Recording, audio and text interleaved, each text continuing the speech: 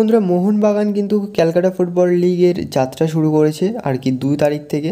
তো সেই আপডেটটা কিন্তু পেন্ডিং রয়েছে, প্লাস তার পাশাপাশি মোহনবাগানের কিছু ট্রান্সফার আপডেট রয়েছে। ডিমিত্রির সাথে কন্ট্রাক্ট এক্সটেনশন হয়ে গেছে, সেটাও আপডেট রয়েছে। প্লাস তার পাশাপাশি কিন্তু ইস্ট বেঙ্গলকে নিয়েও একটা আপডেট রয়েছে। তো ভিডিওটা স্টেপ বাই স্টেপ দেখতে থাকো স্কিপ না করে। তো বন্ধুরা মোহনবাগানের ফার্স্ট ম্যাচ সিএফএলে ছিল, সেই ম্যাচ সম্পর্কে কিন্তু কথা বলতে চলেছি ফার্স্টেই। তো ফার্স্টেই বলি, এক্ষেত্রে মোহনবাগানের ফার্স্ট ম্যাচ ছিল ভবানীপুরের বিরুদ্ধে এবং 7 মিনিটের মাথায় কিন্তু একটা ফ্রি কিক পায় বক্সের পুরো বাইরে থেকে, মানে এস থেকে।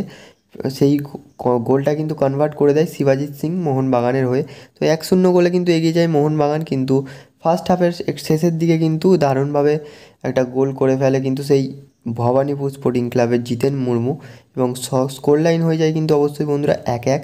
তারপরে কিন্তু অবশ্যই 1-1 স্কোর লাইন হয়ে যাওয়ার পরে সেকেন্ড হাফে কিন্তু 70 মিনিট পর্যন্ত মোহনবাগান খেলতে পারছিল না। ততক্ষণ কিন্তু খুব সুন্দর খেলছিল ভবানীপুর স্পোর্টিং ক্লাব, এবং তারপরে কিন্তু 70 মিনিটের পরে মোহনবাগান ভালো খেলাটাকে ধরে নিয়েছিল। এবং তার পরবর্তীতে অবশ্যই মোহনবাগান দল কিন্তু একটা পেনাল্টিও পায়, কিন্তু পেনাল্টিটা রেফারি দেয় না। ওটা কনফার্ম পেনাল্টি ছিল, কারণ আমরা স্টেডিয়ামে বসেই কিন্তু খেলাটা দেখেছি। তো ওটা কনফার্ম পেনাল্টি ছিল, কিন্তু রেফারি পেনাল্টি দেয়নি। সেক্ষেত্রে আর কিছু করার নেই, রেফারি যেহেতু পেনাল্টি দেয়নি, মানে বক্সের বাইরে থেকে ফাউলটা দিয়েছিল, কিন্তু সেই ফাউলটাতে গোল আসেনি ফ্রি কিক থেকে। তার পরবর্তীতে অবশ্যই কিন্তু একটা হেড আসে, একটা ক্রস ছিল, সেই ক্রসে হেড আসে, কিন্তু হেডে অতটা পাওয়ার জেনারেট না হওয়ায় কিন্তু বলটা জালে জড়ায়নি।